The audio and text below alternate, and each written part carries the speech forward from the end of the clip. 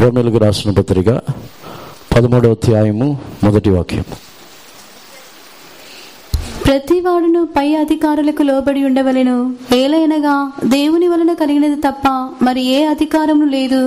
ఉన్న అధికారములు దేవుని వలననే నియమింపబడి ఉన్నవి. Let every soul be subject unto the higher powers, for there is no power but of God. The powers that be are ordained of God. దేవునికి పరిశుద్ధ నామమునకు స్తోత్రం. అధికారములని గురించి ధ్యానిస్తే, దేవుడు దేవదూతలలో కొందరిని అధికారం గలవారై వారిని సృష్టించి ఉన్నారు. అటు తర్వాత మనుషులలో మొట్టమొదటిగా ఆదాముకి దేవుడు ప్రతి జీవ జంతువులు, ప్రతి పక్షులు, సముద్రములో ఉన్న ప్రతి జీవులు అన్నిటి మీద ఆదాముకు దేవుడు వాటిపైన ఒక అధికారం ఇచ్చి ఉన్నారు. దానికి తర్వాత మనుషులు విస్తరించి మనుషులు పెరుగుతున్న కాలంలో వారిపైన వారిని నడిపించే నిమిత్తము, వారిని ఏలుబడి చేయ నిమిత్తము వారిపైన కొందరిని దేవుడు నియమించి ఉన్నారు. దేవునికి పరిశుద్ధ నామమునకు స్తోత్రం. ప్రారంభంలో దేవుడు వారిని నడిపించే నిమిత్తము, ఇశ్రాయేలు జనులని నడిపించే నిమిత్తము దేవుడు ప్రవక్తలని ఏర్పరచుకొని ఉన్నారు. మోషే, ఇంకా అటువంటి వారు యెహోషువ, వీరిని దేవుడు ఏర్పరచుకొని వారి ద్వారా వారిని నడిపించి ఉన్నారు. దానికి తర్వాత న్యాయాధిపతులని ఏర్పరచుకొని ఉన్నారు. న్యాయాధిపతులైన వారికి తర్వాత రాజులని ఏర్పరచుకొని ఉన్నారు. దానికి తర్వాత ఇప్పుడు ప్రస్తుతం ఉన్న కాలముని బట్టి చూసినట్లయితే ఇప్పుడు ప్రజాస్వామ్యము ద్వారా అధికారం గల వారిని ఏర్పరచుకొని వస్తున్నారు. దేవునికి పరిశుద్ధ నామమునకు స్తోత్రం. ఈరోజు మనము ధ్యానించబోతున్న కార్యమే ఈ అధికారములు, మన పైన మనుషుల యొక్క అధికారములు, మన పైన దేవుని యొక్క అధికారము, ఎవరు మన పైన అధికారము గలవారు అనే విషయముని ధ్యానించి ఏ అధికారము క్రింద లోబడి ఉండవలను, రెండవదిగా మన మీద ఎవరికి అధికారము లేదు, ఏ కార్యమునకు అధికారము లేదో వాటిని గురించి కూడా ఈరోజు మనము ధ్యానించబోతున్నాం. దేవునికి పరిశుద్ధ నామమునకు స్తోత్రం. ఈ రోమీయులకు రాసిన పత్రిక 13వ అధ్యాయముని బట్టి చూసినట్లయితే ఈ అధికారము, మన పైన నియమించబడి ఉన్న అధికారం అనేది సాధారణముగా మనుషుల పైన నియమించబడిన ఒక అధికారమే. ఈ అధికారములకు మనము నిశ్చయముగా లోబడి ఉండాలి. దేవునికి పరిశుద్ధ నామమునకు స్తోత్రం. దీనికి ఉదాహరణముగా యోహాను సువార్తలో మనము చదువుతున్నప్పుడు యేసు ప్రభు తన్ను పిలాతు నిన్ను విడిపించుటకును నిన్ను తప్పించుటకును నాకు అధికారం ఉందని చెప్పినప్పుడు, చదవండి 19వ అధ్యాయము 10వ వాక్యము నుండి చదవండి. యోహాను సువార్త 19వ అధ్యాయము 10వ వాక్యము నుండి. గనుక పీలాతు నాతో మాట్లాడవా, నిన్ను విడుదల చేయుటకు నాకు అధికారము కలదనియు, నిన్ను సిలువ వేయుటకు నాకు అధికారము కలదనియు నీ వెరుగవా అని ఆయనతో అనెను. 11వ వాక్యం. అందుకు యేసు, పై నుండి నీకు ఇయ్యబడి ఉంటేనే తప్ప నా మీద నీకు ఏ అధికారమును ఉండదు, అందుచేత నన్ను నీకు అప్పగించువానికి ఎక్కువ పాపము కలదనెను. Then said Pilate unto him, Speakest thou not unto me? Knowest thou not that I have power to crucify thee, and I have power to release thee? Jesus answered, Thou couldst have no power at all against me, except it were given thee from above. Therefore he that delivered me unto thee had the greater sin. దేవునికి పరిశుద్ధ నామమునకు స్తోత్రం. యేసు ప్రభు తాను సిలువ వేయబడుతున్న సందర్భంలోనే ఈ మాటని చెప్పుచున్నారు. పైనుండి నీకు అధికారం ఇవ్వబడితేనే తప్ప ఏ అధికారమును నా మీద ఉండదు అని చెప్పి నన్ను అప్పగించిన వానికే అధికమైన శ్రమ కలుగునని చెప్పుచున్నారు. అంటే పిలాతు తన యొక్క అధికారము ద్వారా యేసుప్రభుని సిలువ వేసినను యేసుప్రభుకి పిలాతు మీద కోపము రావటం లేదు. ఎందుకంటే ఆ అధికారము యేసుప్రభు మీద, యేసుప్రభుని సిలువ వేయుటకు ఇవ్వబడిన అధికారం అనేది పైనుండి వచ్చి ఉన్నది అని గ్రహించుచున్నారు. దేవునికి పరిశుద్ధ నామమునకు స్తోత్రం. మన పైన నియమించబడి ఉన్న అధికారము, భూమిలో లోకములో అధికారులుగా ఉన్నవారు ఉండొచ్చు, మన పైన నియమించబడిన అనేక అధికారులు ఉన్నారు. వారు మనల్ని ఏ విధముగా మనల్ని నడిపించినను, ఏ విధముగా చేసినను వారి యొక్క జీవితముని గురించి మనము కోపపడి వారి మీద ద్వేషము, విరోధములో కాకుండా మన పైన ఉన్న అధికారములన్నీ దేవుని ద్వారానే కలిగి ఉన్నది అని ముందుగా మనము తెలుసుకోవాలి. దేవునికి పరిశుద్ధ నామమునకు స్తోత్రం. యేసు ప్రభు ఆ విధముగా తెలుసుకొని ఉన్నారు కాబట్టి తను పూర్తిగా అధికారము గల వారికి తను సమర్పించుకొని ఉన్నారు. ఎప్పుడైతే మనం అనేక సందర్భములలో నా మీద నీకు అధికారం ఏంటి, నా మీద నీవు అధికారివా, నా మీద నువ్వేమైనా ఏలుబడి చేయించున్నవాడువా, నా మీద అధికారం ఏంటి, నువ్వు చెప్పేది నేను ఎందుకు చెయ్యాలి అనే తలంపు రాకుండా మొట్టమొదటిగా మన పైన నియమించబడి ఉన్న అధికారములు అన్నీ కూడా అది తండ్రి ద్వారా, దేవుని ద్వారానే కలిగి ఉన్నదని తెలుసుకోవాలి. దేవునికి పరిశుద్ధ నామమునకు స్తోత్రం. దీనిని బట్టి మనము ఇంకొన్ని కొనసాగుతూ ధ్యానించి చూస్తున్నట్లయితే, ఒకవేళ దేవుని బట్టి మన పైన నియమించబడి ఉన్న అధికారమే అయినను దేవునికి విరోధమైన కార్యములని చేయుటకు వారు మనల్ని ప్రేరేపించినట్లయితే వాటికి మనము లోబడిన వారము కాదు. దీనిని రెండు విధములుగా చెప్పవచ్చు. ఒకటి, ఆ అధికారములు అన్నీ దేవుని యొద్ద నుండే వచ్చి ఉన్నది కాబట్టి వారికి మనము లోబడి తీరాలి. రెండవదిగా, ఆ అధికారములు అన్నీ దేవుని యొద్ద నుండే వచ్చి ఉన్నది కాబట్టి దేవునికి విరోధమైన కార్యములని మనం చేయవలసిన అవసరం లేదు. మరొకసారి కూడా చెప్పుచున్నాను, అధికారములు అన్నీ దేవుని యొద్ద నుండే వచ్చి ఉన్నది కాబట్టి ఖచ్చితముగా అధికారములు అన్నిటికీ మనము లోబడి ఉండాలి. వారి యొక్క ప్రతి ఆజ్ఞకును మనము లోబడి ఉండాలి. అదే విధముగా అదే అధికారము దేవునికి విరోధమైన ఆజ్ఞని విధించినట్లయితే ఆ కార్యముని చేయవలసిన అవసరం లేదు. దేవునికి పరిశుద్ధ నామమునకు స్తోత్రం.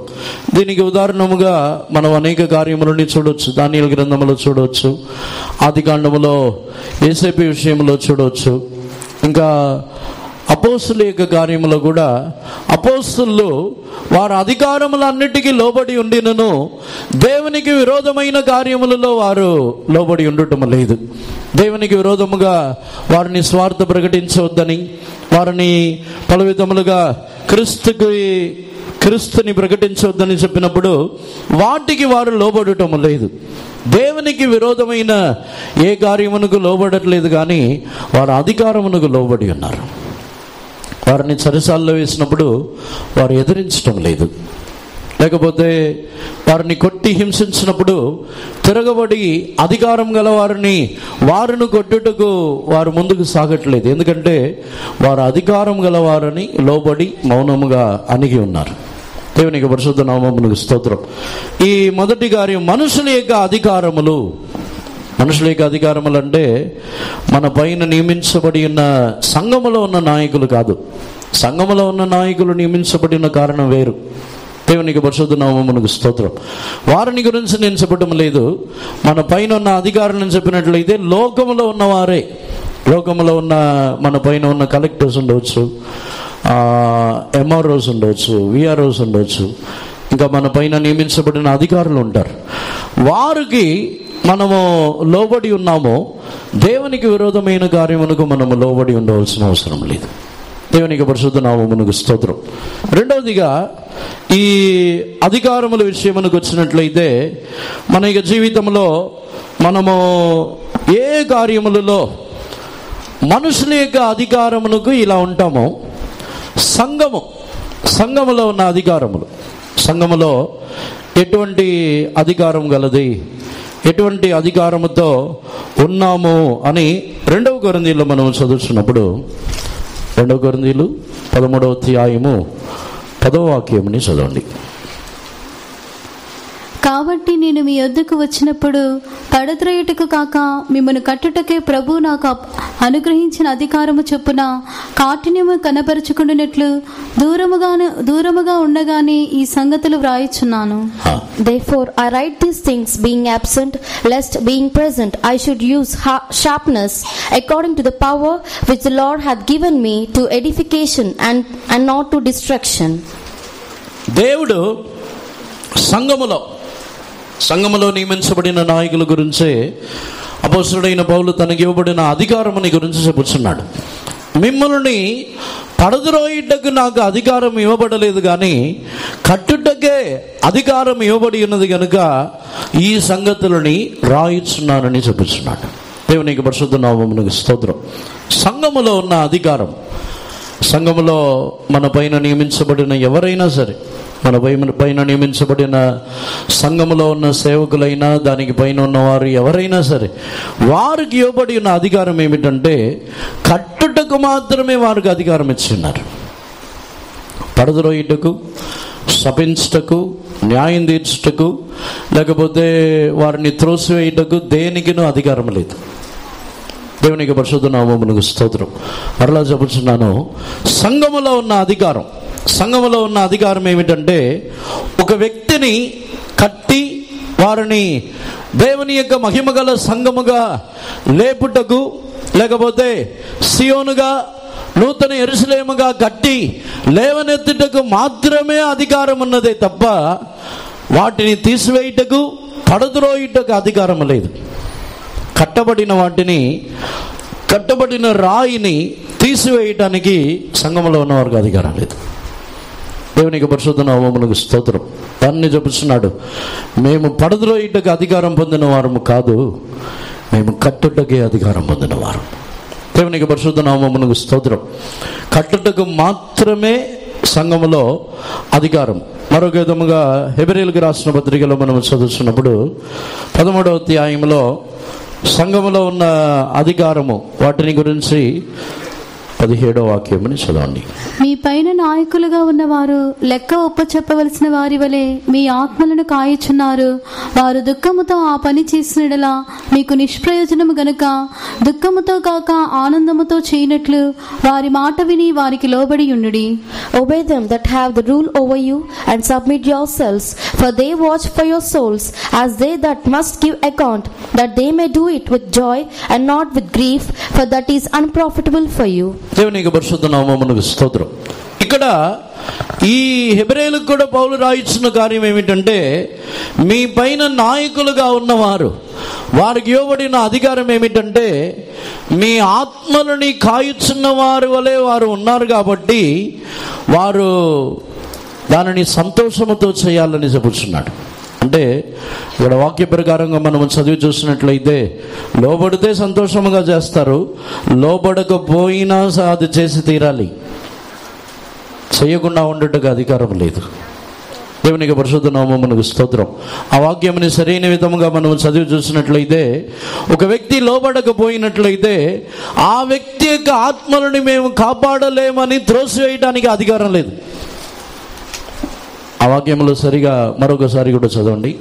మీ పైన నాయకులుగా ఉన్నవారు లెక్క ఒప్పచెప్పవలసిన వారి వలె మీ ఆత్మలను కాయుచున్నారు. వారు దుఃఖముతో ఆ పని చేసిన ఎడల మీకు నిష్ప్రయోజనము గనుక చాలు.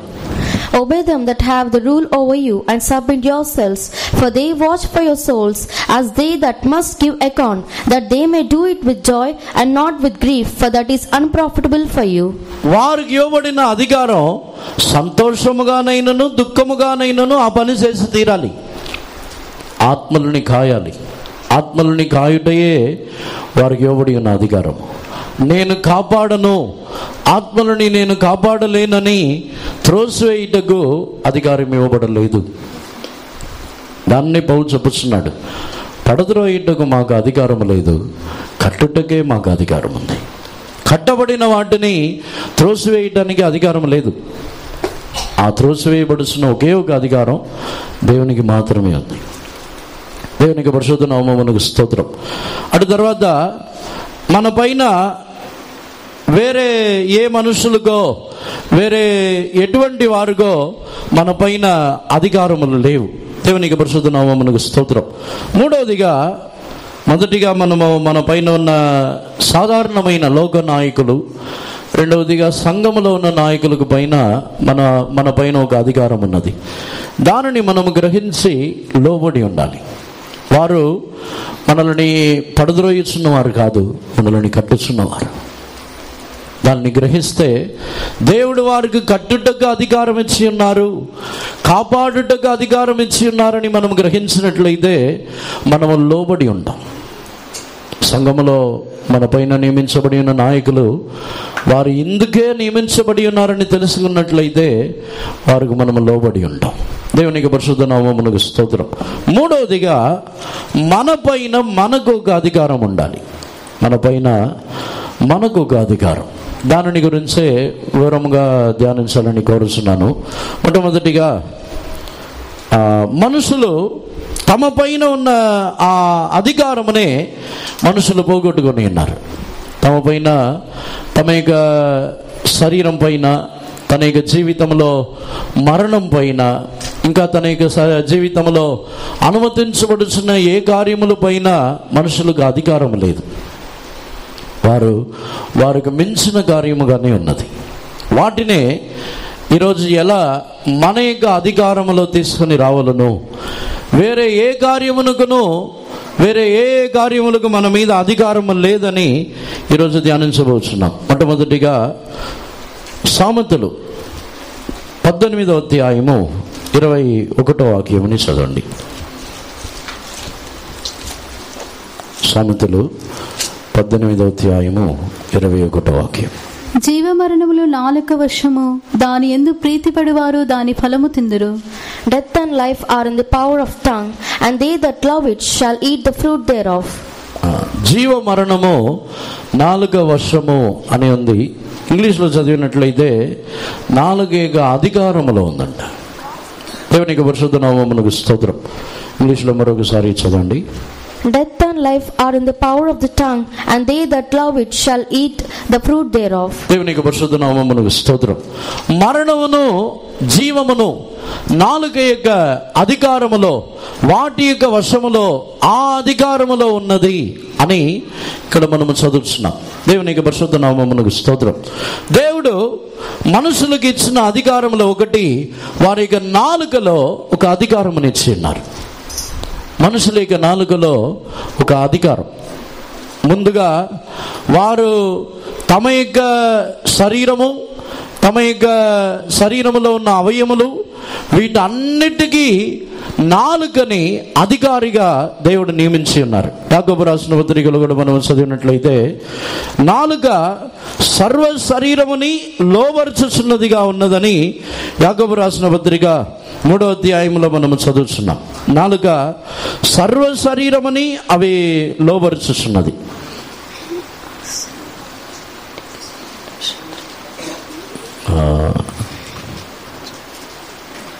మొదటి వాక్యం నుండి చదవండి. నా సహోదరులారా, బోధకులమైన మనము మరీ కఠినమైన తీర్పు పొందుదమని తెలుసుకుని మీలో అనేకులు బోధులు కాకుండుడి.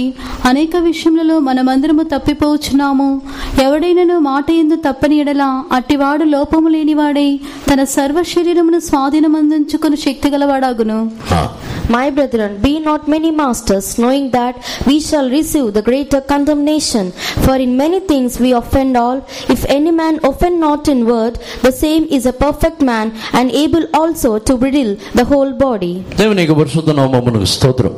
తన యొక్క సర్వ శరీరముని తన యొక్క స్వాధీనమునందు ఉంచుకొనగలవాడు. ఇప్పుడు మన యొక్క శరీరం మీద మనకు అధికారం ఉందా? మన యొక్క శరీరముని మన యొక్క స్వాధీనంలోనే ఉంచుకొనగలుగుతున్నామా? మన యొక్క శరీరం మనల్ని మించిపోవటం లేదా? దేవునికి పరిశుద్ధ నామమునకు స్తోత్రం. కొన్ని సందర్భముల్లో మనం అడుగుతాం, నా పైన, నా శరీరం మీద, నా మీద నీకు అధికారం ఏంటని. ముందు మనకుందా? మన యొక్క శరీరం పైన మనకు ఒక అధికారం ఉందా? దాన్ని లోపరచగలమా? దేవునికి పరిశుద్ధ నామమునకు స్తోత్రం. ఆ శరీరము ఈ వాక్యముని బట్టి చదివినట్లయితే మాట యందు తప్పని వాడు తన యొక్క సర్వ శరీరముని స్వాధీనమునందు ఉంచదగినవాడు. సర్వ శరీరం లోబడుతుందా? నిద్ర వచ్చినప్పుడు నిద్రపోకూడదు అనుకుంటే నిద్రపోకుండా ఉంటామా? కంట్రోల్ చేయగలరా? ఏదైనా తినాలని ఆశపడినప్పుడు తినకుండా శరీరం కంట్రోల్ అవుతుందా? ఏదైనా ఆశపడిన స్థలమునకు వెళ్ళాలి అని అనుకున్నప్పుడు వెళ్ళకూడదని చెప్పి దాన్ని ఆపగలుగుతున్నామా? కన్నులతో ఈ కార్యముని చూడకూడదు అని అనుకున్నప్పుడు చూడకుండా ఆపగలుగుతున్నామా? ఎవరన్నా టీచర్స్ పైకి వెళ్ళండి, పైన పిల్లలు వెళ్తున్నారు. దేవునికి పరిశుద్ధ నామమునకు స్తోత్రం. మన యొక్క స్వాధీనంలో మన యొక్క శరీరం ఉందా? ఒక చోటుకు వెళ్ళకూడదు అని చెప్పినప్పుడు వెళ్ళకూడదని తెలుసు, వెళ్ళకుండా మన యొక్క కాళ్ళు కంట్రోల్ అవుతుందా? చేతులు కంట్రోల్ అవుతుందా? దేవునికి పరిశుద్ధ నామమునకు స్తోత్రం. మరణమును జీవమును నాలుక అధికారములో ఉందంట. మనలో ఒక అధికారము లేని మనం వచ్చి బానిసలుగా మారిపోయి వాటి యొక్క ఇష్టమునకు వదిలేసాం. అవి తన యొక్క ఇష్టమునకే చేయుచున్నది. అపోస్తలుడైన పౌలు రోమీయులకు రాసిన పత్రిక 7వ అధ్యాయంలో ఆయన చెప్పుచున్నప్పుడు, ఇట్టి మరణకరమైన శరీరములో నుండి నన్ను విడిపించగలవారు ఎవరు? ఎందుకంటే అపోస్తలుడైన పౌలు వచ్చి, నేను కోరిన దానిని చేయకుండా కోరని దానినే చేయుచున్నాను, ఇది నేను కాదు, ఇది నా కంట్రోల్లో లేదంటున్నాడు. నేను కోరుచున్నాను, మేలే చేయాలని కోరుచున్నాను, కానీ నేను కోరిన దానిని చేయట్లేదు, కోరని కీడునే చేయుచున్నాను. ఎందుకంటే నా శరీరము నా కంట్రోల్లో లేదు, ఇది మరణకరమైన శరీరం అంటున్నాడు. దేవునికి పరిశుద్ధ నామమునకు స్తోత్రం. మనం అనుకుంటాం పౌలు ఏదో పాపం చేస్తున్నాడని. అపోస్తలుడైన పౌలు వచ్చి అక్కడ పాపి కాదు. తాను కోరుచున్న మేలు వేరు, కోరని కీడు వేరు. ధర్మశాస్త్రముని బట్టి నేరమొప్పబడని వాడు, ధర్మశాస్త్రముని బట్టి నేరమోపబడని ఒక పౌలు, నేను కోరని కీడుని చేయుచున్నాను, కోరిన మేలుని చేయటం లేదని చెప్పుచున్నాడు. దేవునికి పరిశుద్ధ నామమునకు స్తోత్రం. ధర్మశాస్త్రములని బట్టి నేరమోపబడని పౌలు ఇక జీవితంలో తాను కోరుచున్న మేళ్ళేంటి? తాను కోరుచున్న కీడేంటి? తాను కోరుచున్న మేలు వచ్చి ఎవరిని న్యాయం తీర్చకూడదు, ప్రతి మనుషులని క్షమించి వారిని కూడా తన ఎదుట, యేసుప్రభు ఎదుట నిలబెట్టాలనేది దేవుని యొక్క ఉద్దేశం. అదే పౌలు యొక్క వాంఛ కూడా. కానీ దానిని చేయలేక తాను దేవుని ద్వారా సంధించబడిన తర్వాత కూడా న్యాయం తీర్చే కొన్ని స్వభావములు అప్పుడప్పుడు బయటకు వస్తుంది. దానినే మరణకరమైన శరీరం అని చెప్పుచున్నాడు. అలా అయితే మన శరీరం ఎలాంటిది? ఇతరులని న్యాయం తీర్చాలని అనుకొనిస్తున్న మైండ్, అంటే ఆ కోరని కీడని ఎందుకు చెప్పుతున్నాడంటే, ధర్మశాస్త్రం లేకపోతే ఒక వ్యక్తిని న్యాయం తీర్చాలనే మనసు రాదు. ధర్మశాస్త్రం వచ్చింది కాబట్టి ఎవరైనా పాపం చేస్తే వారి మీద కోపం, వారి మీద క్రోధం, దానినే మరణకరమైన శరీరం. అంటే మన యొక్క శరీరం ఎటువంటిది? కుళ్ళిపోయిన శరీరమా? అపోస్తలుడైన పౌలు ఇతరులని న్యాయం తీర్చే మనస్సు కలిగిన ఆ శరీరమునే ఇట్టి మరణకరమైన శరీరం, ఇంత దౌర్భాగ్యమైన శరీరం. వాళ్ళ పిల్లల్ని ముందుకు పంపించండి. వీళ్ళ టీం ఎక్కడ ఉన్నారు? అందరు పైన కింద తిరుగుతున్నారు. రామగిరి వెళ్ళండి, ఎవరైనా వెళ్ళండి. మీ తల్లిదండ్రులు వెళ్ళండి, పైన కింద తిరుగుతున్నారు. మీరందరూ ఎందుకు బయట తిరుగుతున్నారు?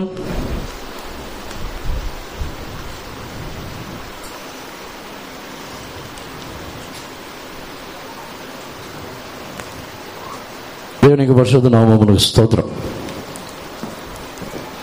అపోస్తలుడైన పౌలు దానినే మరణకరమైన శరీరం అంటున్నాడు. అలా అయితే మనం కోరిన మేళ్ళు, కోరని కీడు, వీటిని చేయించినప్పుడు మన శరీరం ఎటువంటి శరీరం? మన శరీరం మన కంట్రోల్లో ఉందా? దేవునికి పరిశుద్ధ నామమునకు స్తోత్రం. మన శరీరం దౌర్భాగ్యంగా మారిపోయింది. అపొస్తలుడైన పౌలు యొక్క జీవితంలో అది మరణకరమైన శరీరం. అదే మరణమును జీవమును నాలుక యొక్క వశములో ఉంది. అపొస్తలుడైన పౌలు ఒక వ్యక్తిని న్యాయం తీర్చినట్లయితే అది మరణకరమైన శరీరం. అదే నాలుకతో అపొస్తలుడైన పౌలు ఒక వ్యక్తిని క్షమించి వారిని ఆశీర్వదించినట్లయితే అపొస్తలుడైన పౌలు యొక్క శరీరం వచ్చి జీవము గల శరీరం. మరణమును జీవమును నాలుక యొక్క వశములోనే ఉంది. ఇతరులని న్యాయం తీర్చి ఇతరులని తీర్పు తీర్చే ఆ నాలుక కంట్రోల్ అవ్వదు. ఇతరులని నేరమోపి ఇతరులని న్యాయం తీర్చుచున్న ఆ నాలుక కంట్రోల్ అవుతుందా? ఇతరులని నిందించే నాలుక కంట్రోల్ అవుతుందా? మాట యందు తప్పని వారు తన యొక్క మాటలని కాపాడుకొనుచున్న వారే తన యొక్క సర్వ శరీరమునకు అధికారం గల వారే ఉంటారు. ఇతరులని దూషించుతున్న మాత్రం అధికారం వచ్చిద్దా? మనం అనుకుంటాం ఇతరులని గద్దించి న్యాయం తీర్చి వారిని కంట్రోల్కి తీసుకొచ్చేసాం అనుకుంటాం. మన శరీరం కంట్రోల్ తప్పిద్ది. చాలామంది అనుకుంటున్నారు తాము ఏదో కంట్రోల్కి తీసుకొచ్చేసాం, మా అధికారంతో, మా యొక్క అధికారమైన ఆ బలముతో కంట్రోల్కి తీసుకొచ్చేసాం అనుకుంటారు. మన శరీరం కంట్రోల్ తప్పిందిగా. ఇప్పుడు శరీరంలో మరణము జీవము కంట్రోల్లో ఉందా? దేవునికి పరిశుద్ధ నామమునకు స్తోత్రం. దానిని సొలొమోను తేటగా చూపిస్తున్నాడు.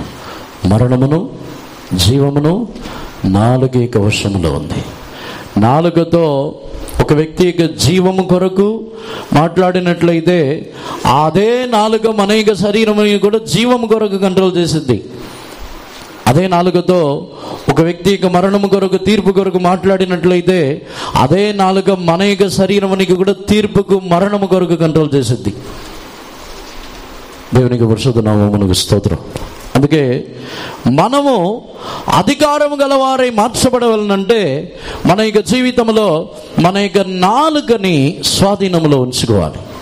యేసు ప్రభు ఆయన సర్వ అధికారము గలవారై తన యొక్క శరీరం మీద మాత్రమే కాకుండా భూమిలోను ఆకాశములోను పైన ఉన్న వాటి మీద కింద ఉన్న వాటి మీద అన్నిటి మీదను ఆయన అధికారం గలవారై ఎలా మారి ఉన్నారంటే తన యొక్క నాలుకని ఆయన స్వాధీనపరుచుకొని ఉన్నారు. దేవుని యొక్క పరిశుద్ధ నామమునకు స్తోత్రం. కొలొస్సీయులకు రాసిన పత్రికలో మనము చదివినప్పుడు అక్కడ యేసు ప్రభు అన్ని విధములైన అధికారములని తన యొద్దకు తీసుకుని ఉన్నారు. 2వ అధ్యాయము 14-15 వాక్యముని చూడండి.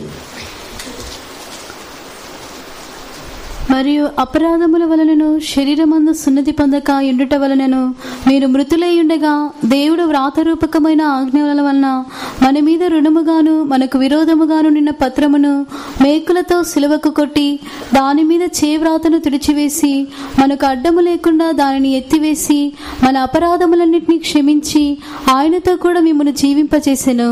ఆయన ప్రధానులను అధికారులను నిరాయుధులుగా చేసి సిలువ చేత జయోత్సవంతో వారిని పట్టి తెచ్చి బాహటముగా వేడుకకు కనపరచెను.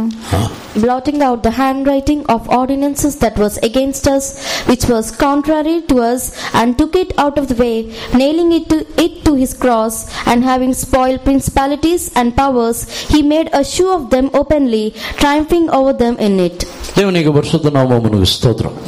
ఇక్కడ యేసు ప్రభు వారిని మహాటముగా ఆయన వారిని వేడుకకు కనపరిచి వారి యొక్క అధికారములు వారి యొక్క ప్రభుత్వములు అన్నిటినీ జయోత్సవముగా తాను జయించకు కారణం ఏమిటంటే తన యొక్క నాలుకలో ఆయన కంట్రోల్లో ఉన్నారు. యేసు ప్రభు ఎవరిని న్యాయం తీర్చలేదు. యేసు ప్రభు తన యొద్దకు వచ్చిన ఆయన ఈ లోకమునకు వచ్చిన తర్వాత లోకమునకు తన యొద్దకు వచ్చిన చాలా మంది ఉన్నారు. వ్యభిచారము చేసిన వారు వచ్చి ఉన్నారు. చాలామంది పాపము చేసిన స్త్రీలు, పాపము చేసిన వారు తన యొద్దకు వచ్చినప్పుడు ఎవరిని న్యాయం తీర్చి నీవు పాపము చేసి ఉన్నావు కనుక ఈ విధమైన తీర్పు నీకు వచ్చి ఉన్నదని చెప్పలేదు, ఈ విధమైన తీర్పు నీకు వచ్చునని చెప్పలేదు. ఎవరిని న్యాయం తీర్చలేదు, వారిని క్షమించి ఉన్నారు. తన నాలుక వారిని క్షమించుటకు ఉపయోగించి ఉన్నారు. అక్కడ యేసు ప్రభువుకు ఒక అధికారం ఉంది. మనుషుల యొక్క పాపములని క్షమించుటకు మనుష్య కుమారుడికి అధికారం ఉన్నదని మీరు తెలుసుకొనుడి.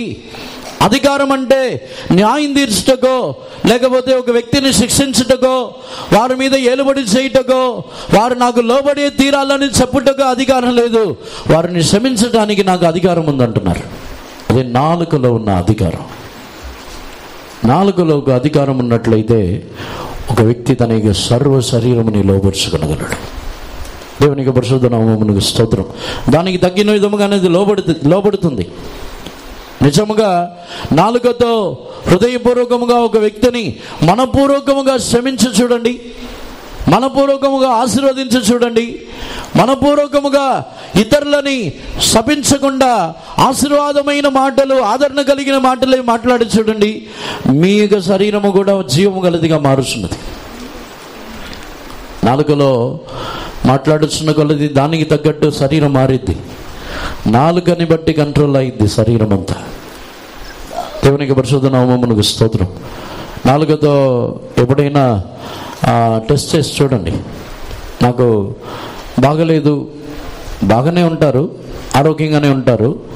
ఆ టైంలో ఆ రీజన్ వచ్చి మాకు బాగలేదు అని చెప్తే ఆ నాలుగులో చెప్పిన ఆ మాటకు తగ్గట్టు సెట్ అయింది బాడీ. ఏదో నీరసం వచ్చినట్టు, ఏదో కొంచెం బద్ధకంగా ఉన్నట్టు దానికి తగ్గట్టు సెట్ అయింది.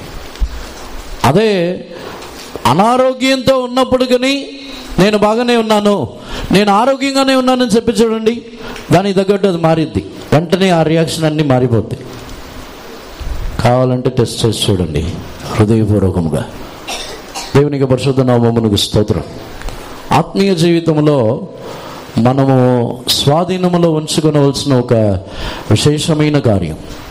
మన మీద మనం అధికముగా ఇతరులు నా మీద అధికారం ఏంటి, ఇతరులకి వారు నా మీద అధికారం చూపించడం ఏంటి, నా మీద వారి అధికారుల, లేదా మనం కూడా అనుకుంటాం నేను నీ పైన అధికారి అని అనుకుంటాం. మనం ఎవరిపైన అధికారులం కాదు. మనం ఎవరిపైన అధికారం అని చూపించటకు కూడా రాలేదు. దేవునికి పరిశుద్ధ నామమునకు స్తోత్రం. ఏ అధికారి అయినను తన పైన ఒక అధికారం గల దేవుడు ఉన్నారని గ్రహించే నడిపించాలి. సంఘములో ఉన్న అధికారులైనను వారికి ఇవ్వబడి ఉన్న అధికారం వచ్చి కట్టుటకు మాత్రమే అధికారం. దేవునికి పరిశుద్ధ నామమునకు స్తోత్రం. వేరే పడద్రోయుటకో, త్రోసివేయుటకో, ఏ ఒక్క వ్యక్తిని కూడా ఆపివేయుటకో అధికారం లేదు. దేవునికి పరిశుద్ధ నామమునకు స్తోత్రం. మనకు మన మీద ఒక అధికారం అనేది మొదటిగా నాలుక ద్వారా ఆ అధికారం కలుగుతున్నది. దేవునికి పరిశుద్ధ నామమునకు స్తోత్రం. అటు తర్వాత ప్రసంగిలో 8వ అధ్యాయము 8వ వాక్యముని చదువుతున్నప్పుడు చదవండి. గాలి విసురకుండా చేయుటకు గాలి మీద ఎవరికి అధికారము లేదు. మరణ దినము ఎవరికి వశము కాదు. ఈ యుద్ధమందు విడుదల దొరకదు. దౌష్ట్యము దానిని అనుసరించి వారిని తప్పింపదు. There is no man that hath power over the spirit to retain the spirit, neither hath he power in the day of death, and there is no discharge in that war, neither shall wickedness deliver those that are given to it. దేవునికి పరిశుద్ధ నామమునకు స్తోత్రం. మరణం పైన ఎవరికనూ అధికారం లేదు. అంటే ఈ మరణం అని చెప్పినట్లయితే మనం ముందుగా ధ్యానించినది వచ్చి మరణమును జీవమును నాలుగైక స్వాధీనములో ఉందంటే ఈ శరీర సంబంధమైన మరణము కాదు. అదొచ్చి మనల్ని రెండవ మరణము నుండి తప్పించగలిగిన స్వాధీనము మన యొక్క శరీరములో ఉంటుంది. దేవునికి పరిశుద్ధ నామమునకు స్తోత్రం. ఈ వాక్యముని బట్టి మనం ధ్యానించి చూసినట్లయితే మరణముని వాయిదా వేయడానికో మరణముని మార్చడానికో ఎవరికనూ అధికారం లేదు. దీన్ని తెలుసుకుంటే చనిపోతామని భయపడం, లేకపోతే మరణము నుంచి ఒక వ్యక్తి నన్ను కాపాడుతాడని అక్కడికి వెళ్ళం. ఎవరికైనా అధికారం ఉందా? కొన్నిసార్లు చెప్తారు 10 నిమిషాల ముందు వచ్చేస్తే బ్రతికేవాడని, 10 గంటల తర్వాత వెళ్ళినా బ్రతకడు. అలా చెప్తారు.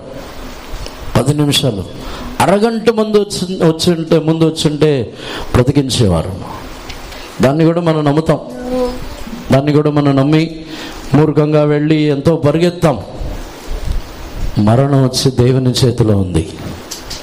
చాలామంది అనుకుంటారు సాతానుడి ద్వారా మరణం వచ్చిద్దా, లేకపోతే ఏదైనా మనుషుల ద్వారా వచ్చిద్దా. భూమిలో యేసుప్రభు మరణించిన తర్వాత యేసుప్రభుకి ఇవ్వబడిన అధికారంలో ఒకటి, ఆయన మరణముని తన యొక్క అధికారములు తీసుకున్నారు. తన యొక్క అధికారములు తీసుకున్న తర్వాత యేసుప్రభు పునరుద్ధానం చెందిన ఆ దినము నుండి జన్మించబడుచున్న ప్రతి మనిషి యొక్క మరణము యేసుప్రభు యొక్క అధికారంలో ఉంటుంది. అన్ని జనులు కూడా యేసుప్రభు యొక్క అధికారంలోనే ఉంటారా? అన్య జనులైనా ఎవరైనా సరే, వారు ఏ మతస్థులైనా, ఏ కుటుంబమునకు చెందిన వారైనా, భూమిలో ఏ మూలలో జన్మించబడినా, లోకములో వారు ఎంత అనాగరికమైన జనులైనా ఎవరైనా సరే, వారి యొక్క మరణం యేసుప్రభు చేతిలో ఉంటుంది. మరణమునకు అధికారం గలవారు యేసుప్రభువే. దేవునికి పరిశుద్ధ నామమునకు స్తోత్రం. యేసుప్రభు మరణించడానికి ముందు ఒకవేళ సాతానుడు మరణమునకు అధికారి ఉండి ఉండవచ్చు, కానీ యేసుప్రభు మరణించిన తర్వాత మరణమునకు అధికారి యేసుప్రభు మాత్రమే. అందుకే ఈ వాక్యముని బట్టి చూసినప్పుడు మరణ భయం తొలగిపోవాలంటే ఆ మరణమునకు అధికారి యేసుప్రభు అని నమ్మాలి. మన పైన, మన యొక్క మరణం మీద మనకును అధికారం లేదు, వేరే ఎవరిని కూడా మన యొక్క మనల్ని మరణము నుండి, శరీర మరణము నుండి కాపాడలేరు. ఎవరు ఒక నిమిషం ఆయుష్ దినములని పెంచలేరు, ఎవరు కూడా ఒక నిమిషం ఆయుష్ దినములని తగ్గించలేరు. తగ్గించాలన్నా యేసుప్రభువే తగ్గించాలి, పెంచాలన్నా యేసుప్రభువే పెంచాలి, వేరే ఎవరి వలన కాదు. దేవునికి పరిశుద్ధ నామమునకు స్తోత్రం. యేసుప్రభు దగ్గర, యేసుప్రభు చేతిలో మరణం ఉన్నప్పుడు మనం ఎందుకు పరిగెత్తాలి అటు ఇటు? మరణం నుండి కాపాడుతారన్నా? ఎవరు కాపాడగలరు? కాపాడగలిగిన వారికి మరణం వస్తే వారు కాపాడుకుంటారా? మనం నమ్మి వెళ్తాం కదా. నమ్మి వెళ్ళినప్పుడు 10 నిమిషాల ముందుకు వస్తే కాపాడేవాళ్ళే అనే వాళ్ళకి 10 నిమిషాల ముందు మరణం వస్తే కాపాడుకుంటారా? వాళ్ళకు కూడా అదే పరిస్థితి వచ్చింది. వాళ్ళకు కూడా ఇంకొక డాక్టర్ చెప్తాడు, మీరు 10 నిమిషాల ముందు వస్తే బ్రతికి ఉంటారని. వాళ్ళు చనిపోతారు. దేవునికి పరిశుద్ధ నామమునకు స్తోత్రం. మరణం, ప్రసంగి సొలొమోను తేటగా చెబుతున్నాడు, మరణం మీద ఏ మనిషికినూ అధికారం లేదు. మనిషి ఒక వ్యక్తిని మరణము నుండి తప్పించలేడు. ఆయుష్ దినములు ముగించబడి ఉన్నదంటే ఆ వ్యక్తిని ఏమి చేసినా కాపాడలేరు. ఆయుష్ దినములు ఉందంటే ఏమి చేయకపోయినా బ్రతుకుతారు. మనం అనుకుంటాం ఆయుష్ దినములు ఉంది కదా అందుకని ఏమైనా చేయొచ్చు అని. ఆయుష్ దినములు ఉన్నప్పుడు ఏమి చేయక్కర్లేదు, వాళ్ళు బ్రతుకుతారు, దాంట్లో సందేహమే లేదు. దేవునికి పరిశుద్ధ నామమునకు స్తోత్రం. మనము ఈ అధికారం గురించి ఎందుకు మనం తెలుసుకోవాలంటే మరణ భయం తొలగిపోవాలి. మరణ భయం ఉంది కాబట్టి మనకు విశ్వాసం లేదు. దేవునికి పరిశుద్ధ నామమునకు స్తోత్రం. షద్రక్ మేషక్ అబేద్నెగో వారి యొక్క విశ్వాసములో ఉన్న విశేషమైన కార్యం ఏమిటంటే, ఒకటి, మమ్మల్ని దేవుడు ఈ అగ్నిగుండములో నుండి తప్పిస్తారు అనే ఒక విశ్వాసం ఉంది. రెండవదిగా వారి యొక్క విశ్వాసం ఏమిటంటే, తప్పించకపోయినా ఈ విగ్రహం అని మేము నమస్కరించమంటున్నారు. వారికి మరణం గురించి భయం లేదు. చాలామంది మనలో ఉన్న విశ్వాసం ఏమిటంటే, దేవుడు మనల్ని విడిపిస్తారని మాత్రమే విశ్వాసం ఉంది. మనలో అనేకులలో లేని విశ్వాసం ఏమిటంటే, మరణమే వచ్చినా మేము మారము, మరణమే వచ్చినా యేసు ప్రభునందలి ఉన్న విశ్వాసము నుండి తొలగిపోమనే విశ్వాసం అనేకులకు లేదు. విడిపిస్తారని చాలామంది నమ్ముతున్నారు, కానీ చనిపోయినా మేము ఇలాగే ఉంటాం. మరణించినను అది కూడా దేవుని చిత్తమే, మరణము కూడా దేవుని చిత్త ప్రకారముగానే వస్తుందని ఎవరు నమ్ముతున్నారో వారే స్థిరంగా ఉంటారు. లేకపోతే ఆ మరణముని గురించిన అధికారం గురించి తెలియకపోతే అటు ఇటు పరిగెత్తా ఉంటాం. ఎవరో కాపాడుతారు, ఎవరో ఏదో చేస్తారు, అయ్యో మరణం వచ్చిందని భయపడి వెళ్తూ ఉంటాం. ఏమి చేయగలరు, ప్రశాంతంగా కూర్చోవచ్చు. ఎక్కడికి పరిగెత్తినా మరణం తప్పదు. ఎక్కడికి పరిగెత్తినా, ఏమి చేయకపోయినా, ఒకవేళ దేవుడు మనల్ని ఆయుష్ దినములతో ఉంచాలని అనుకుంటే ఎక్కడికి పరిగెత్తక్కర్లేదు, అక్కడే ఉంటే దేవుడు ఆయుష్ దినములు ఇస్తారు. ఏమి చేయకపోయినా ఇస్తారు. దేవునికి పరిశుద్ధ నామమునకు స్తోత్రం. అధికారము యేసుప్రభు చేతిలోనే ఉంది. ప్రకటన గ్రంథంలో దీని గురించి మనం చదువుతున్నాం. 1వ అధ్యాయంలో అక్కడ యేసుప్రభు తానే చెప్పుచున్నారు, మరణము యొక్కయు పాతాళపు యొక్కయు తాళపు చెవులు నా స్వాధీనములో ఉంది అని చెప్పుచున్నారు. నేను మొదటివాడను కడపటివాడను జీవించువాడను మృతుడనైతిని గాని ఇదిగో యుగయుగములు సజీవుడనై ఉన్నాను. మరియు మరణము యొక్కయు పాతాళ లోకము యొక్కయు తాళపు చెవులు నా స్వాధీనములో ఉన్నవి. I am he that liveth and was dead, and behold, I am alive forevermore. Amen. And have the keys of hell and of death. దేవునికి పరిశుద్ధ నామమునకు స్తోత్రం. మన పైన మరణమునకు అధికారం లేదు. యోహానుకి ఈ విషయమని చెప్పుచున్నారు, భయపడవద్దు, మరణమును జీవమును నా యొక్క మరణపు యొక్కయు పాతాళ లోకపు యొక్కయు తాళపు చెవులు నా స్వాధీనములో ఉంది. ఇప్పుడు భయపడవద్దు అంటున్నారు. దేవునికి పరిశుద్ధ నామమునకు స్తోత్రం. వేరే ఒకరి యొక్క కంట్రోల్లో ఉంటే భయపడాలి. యేసు ప్రభు చేతిలోనే మరణం జీవం రెండు యేసు ప్రభు చేతుల్లో ఉన్నప్పుడు మనం ఎందుకు భయపడాలి? యేసు ప్రభు మనల్ని నశింపజేస్తారా? యేసు ప్రభు మనల్ని నాశనమునకు నడిపిస్తారా? కాదు. యేసు ప్రభు చేతిలో మరణం ఉంది. ఆ అధికారం యేసు ప్రభు చేతిలోనే ఉందని తెలిసిన తర్వాత మనం మరణమునకు భయపడం. హానికరమైనది ఏది తాగినా మరణం రాదు. సర్పము విషపురుగులు కరిచినా మరణం రాదు. ఏ అడవి జంతువులు వచ్చినా ఏమి వచ్చినా సరే దేవుడు మరణముని అనుమతించకపోతే మరణం రాదు. మనం మరణించము. యేసు ప్రభు చేతిలోనే మరణం ఉంది. దానినే యోహానుకి ధైర్యముగా చెబుతున్నారు, నీవు భయపడవద్దు, మరణం నా చేతిలో ఉందంటున్నారు. యోహాను కూడా మరణము గురించి ఒకవేళ వారు చంపినా తనకు భయం లేదు. యేసు ప్రభు గురించి చనిపోవటానికి కూడా రెడీగా ఉన్నాడు. కానీ ఇక్కడ యేసు ప్రభు వేరే ఒక విషయమని యోహానుకు తెలియపరుస్తున్నారు, ఆ మరణం కూడా నా చేతిలోనే ఉందని చెబుతున్నారు. వారు చంపాలనుకున్నా యేసు ప్రభు అనుమతిస్తేనే చంపుతారు. అది కూడా నా చేతిలోనే ఉంది, భయపడొద్దు అంటున్నాడు. అందుకే వారు యోహానుని పలవితములుగా హింసించి చంపివేయాలని ప్రయత్నం చేసినా భయపడట్లేదు. ఎందుకంటే ఆ మరణం కూడా యేసు ప్రభు ద్వారానే రావాలి, మరి ఎవరి ద్వారా రాదు. దేవునికి పరిశుద్ధ నామమునకు స్తోత్రం. కొంతమంది చేతబడుల ద్వారా చంపేస్తారు. సాతానుడికి చంపే అధికారం లేదు. సాతానుడికి యేసు ప్రభు యొక్క మరణమునకు తర్వాత దాన్ని మనం కొలస్సీల్లో చదివి ఉన్నాం. ప్రతి అధికారముని ఆయన జయోత్సవంగా తీసుకున్నారంట. బాహాటముగా అన్ని అధికారముని తీసుకున్నారు. ఇప్పుడు సాతానుడికి చంపటానికో ఏం చేయటానికి సాతానుడికి మన మీద అధికారం లేదు. మన పైన సాతానుడికి అధికారం లేదు. దేవునికి పరిశుద్ధ నామమునకు స్తోత్రం.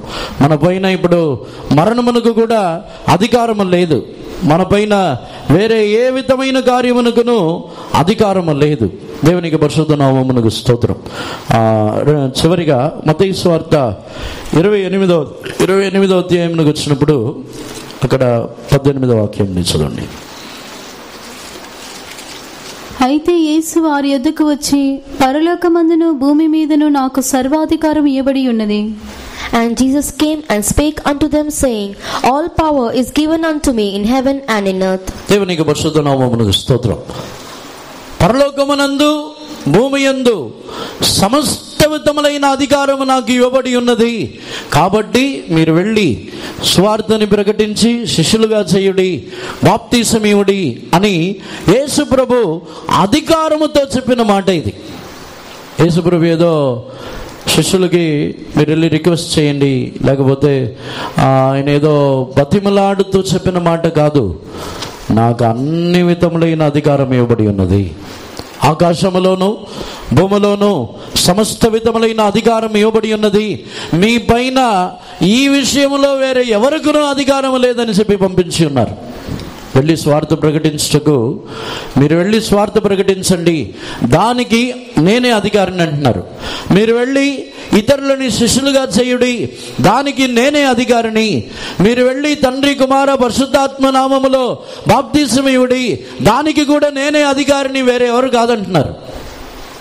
అందుకే ఆకాశంలోను భూమిలోను నాకు సమస్త విధములైన అధికారం ఇవ్వబడి ఉన్నది, మీరు వెళ్ళి ఇలాగ చేయడి అని చెప్పుతున్నారు. స్వార్థ విషయంలోనూ, లేకపోతే మనము దేవుని గురించి ప్రకటించే విషయంలోనూ, యేసు ప్రభుని గురించి ప్రకటించే విషయంలోనూ వేరే ఎవరికునూ మన మీద అధికారం లేదు.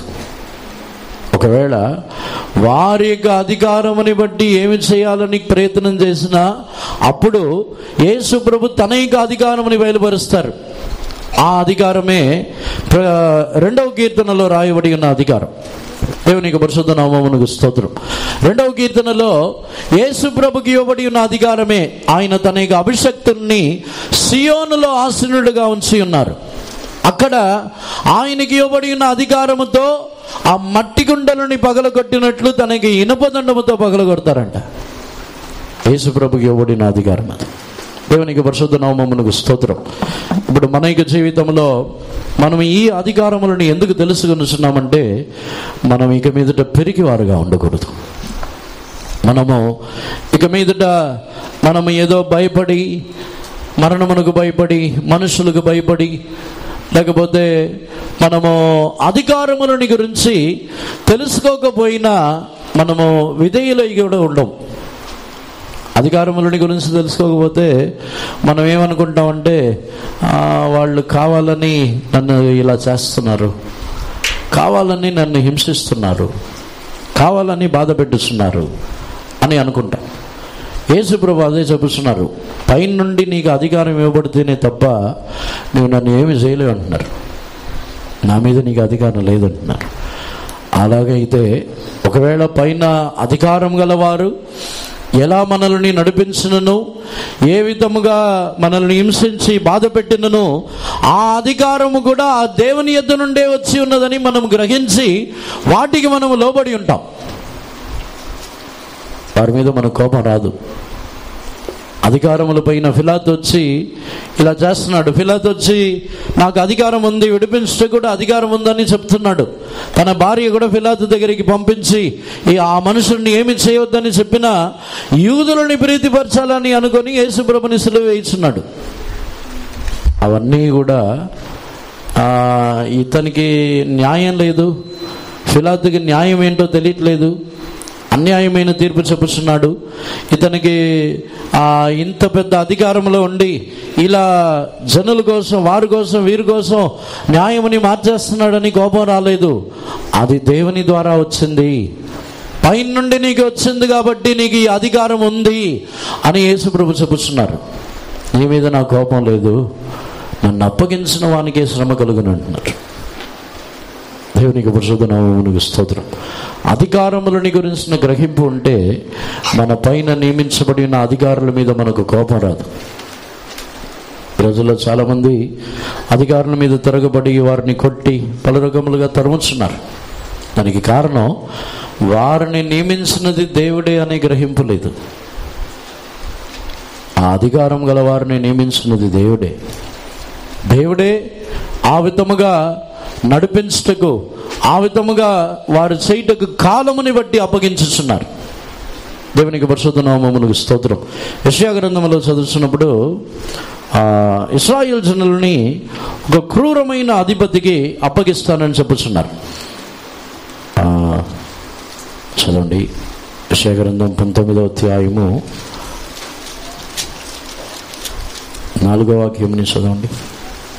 నేను ఐగుప్తులను క్రూరమైన అధికారికి అప్పగించెదను, బలత్కారుడైన రాజు వారి నేలును అని ప్రభువును సైన్యములకు అధిపతి యెహోవా సెలవిచ్చుచున్నాడు. And the Egyptians will I give over into the hand of a cruel lord, and a fierce king shall rule over them, saith the Lord of hosts. దేవునికి పరిశుద్ధ నామమునకు స్తోత్రం. ఇక్కడ కూడా దేవుడే వారిని అప్పగించుచున్నారు. క్రూరమైన రాజుకు నేను అప్పగించుదును. వారి యొక్క జీవితముని బట్టి, వారి యొక్క స్వభావాన్ని బట్టి క్రూరమైన రాజుకు అప్పగించుచున్నారు. దేవునికి పరిశుద్ధ నామమునకు స్తోత్రం. ఇప్పుడు కూడా మనం ఎలక్షన్కి డబ్బులు తీసుకున్నాం. మన పైన నాయకులుగా వచ్చేవారు ఎవరు ఎలా వస్తారు?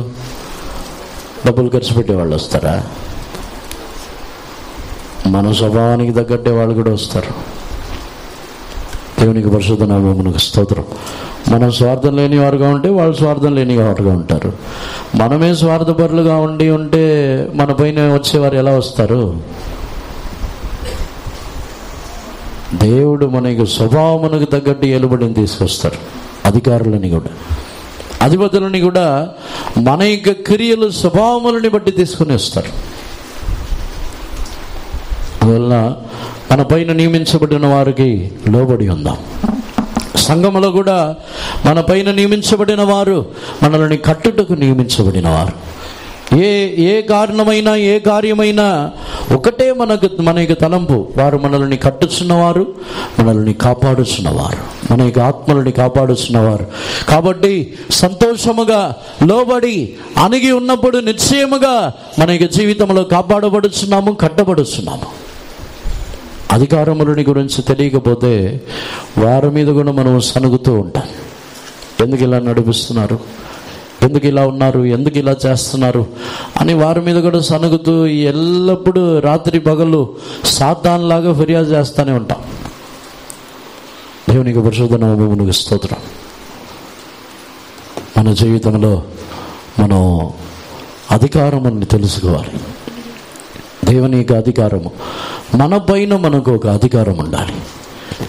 జయించిన వారికే మనము మన యొక్క జీవితంలో మనల్ని, మన యొక్క సర్వ శరీరముని లోబరిచి దేవునికి చిత్తమైనదిగా దానిని మార్చుకున్నప్పుడు మనము సమస్త జనులని ఏలుబడి చేయించిన వారుగా మనల్ని మారుస్తారు.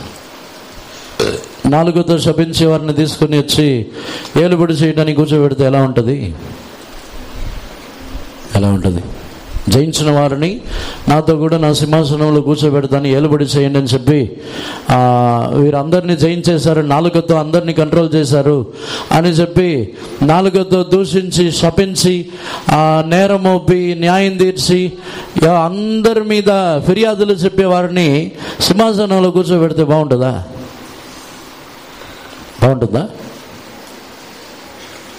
ఆలోచించి చూడండి. సింహాసనంలో కూర్చోబెట్టేవారు ఎవరినంటే ప్రతి మనుషులని క్షమించి, ప్రతి మనుషులని ఆశీర్వదించి, అందరు జనులని ఏలుబడి చేయటం అంటే కఠినముగా కాదు. జనులని ఏలుబడి చేయటం అంటే వారికును ఆశీర్వాదముగా ఉన్న ఒక ఏలుబడి చేయవారుగా మనల్ని దేవుడు కూర్చోబెట్టబోతున్నారు. ఎలాంటి వారిని కూర్చోబెడతారు? జనులని అధికారంతో లోబరిచే వారిని కూర్చోబెడతారా? శపించే వారిని కూర్చోబెడతారా? దేవుడే ఏలుబడి ఇస్తున్నారు, మీరు జనాల్ని బాగా బలాత్కారముతో బలవంతముగా ఏలుబడి చేయండి అని కూర్చోబెడతారా? ఆ ఏలుబడి చేస్తున్న వారి యొక్క స్వభావం వచ్చి యేసుప్రభు యొక్క స్వభావంలాగానే ఉండాలి. ఆ ఏలుబడి చేయవారు కనికరించేవారై ఉండాలి. ఆ ఏలుబడి చేయవారు ప్రేమించేవారై ఉండాలి. ఆ ఏలుబడి చేయవారు క్షమించేవారై ఉండాలి. ఆ ఏలుబడి చేయవారు వారు ప్రతి మనుషులని ఆశీర్వదించేవారై ఉండాలి.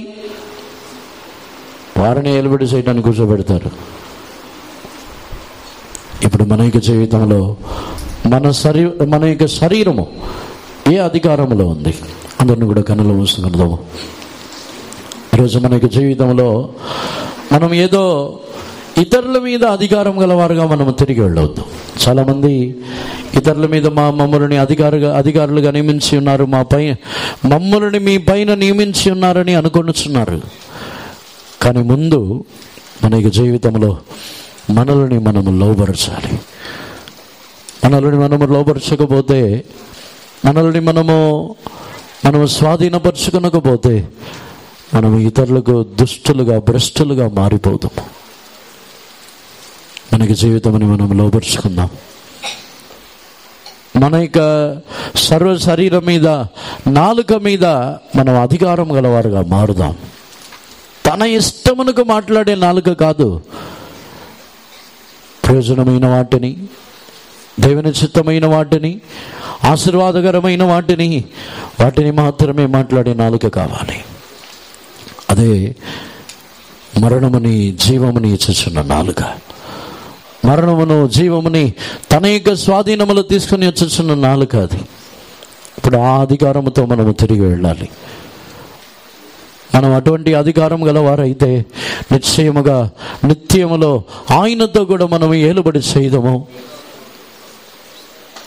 భూమిలో మనుషులపైన అధికారం గలవారు కాదు, భూమిలో మనల్ని మనము ఏలుబడి చేయించిన ఒక అధికారం గలవారుగా మనం మార్చబడాలి. అందరూ సమర్పించుకున్నదము. అప్పుడు నిశ్చయముగా మన యొక్క సర్వ శరీరముని లోపరుచుకొనుచున్న అధికారం ఉన్నట్లయితే సాతానుడి మీద దేవుడు మనకు అధికారం ఇచ్చుచున్నారు, వ్యాధి మీద అధికారం ఇచ్చుచున్నారు. యేసుప్రభు యొక్క శిష్యులు యేసుప్రభు యొద్దకు వచ్చిన తర్వాత వారి యొక్క నాలుక లోపరచబడి ఉన్నది. వారు ఇప్పుడు ఇష్టమునకు మాట్లాడలేదు, యేసుప్రభు యొక్క మాటలని వినుచున్నారు. విని విని విని విని నాలుక కంట్రోల్ అయిన తర్వాత వ్యాధితో ఉన్న వారిని, సాతానుని వెళ్ళగొట్టి వారిని స్వస్థపరచడానికి అధికారం ఇచ్చి ఉన్నారు. మన నాలుక కంట్రోల్ అవుతే సాతానుని వెళ్ళగొట్టడానికి కూడా అధికారం ఉంటుంది. మన నాలుక కంట్రోల్ అయితే వ్యాధి కూడా స్వస్థపరచబడడానికి అధికారం అని దేవుడు మనకిస్తారు. మన యొక్క వ్యాధినైనను ఇతరుల యొక్క వ్యాధినైనను అధికారముతో మనము స్వస్థపరచగలము. యేసుప్రభు యొక్క నామము ద్వారా ఆ అధికారమని మన యొక్క నాలుకలో ఇచ్చేస్తున్నారు. నాలుక స్వాధీనపరచబడాలి. నాలుక ద్వారా సర్వ శరీరముని కూడా మనము లోపరుచుకోవాలి. అటువంటి ఒక అభిషేకం మనకు కావాలి. అందుకొరకు అందరిని సమర్పించుకొని దేవుని స్తోత్రించదాము. స్తోత్రం స్తోత్రం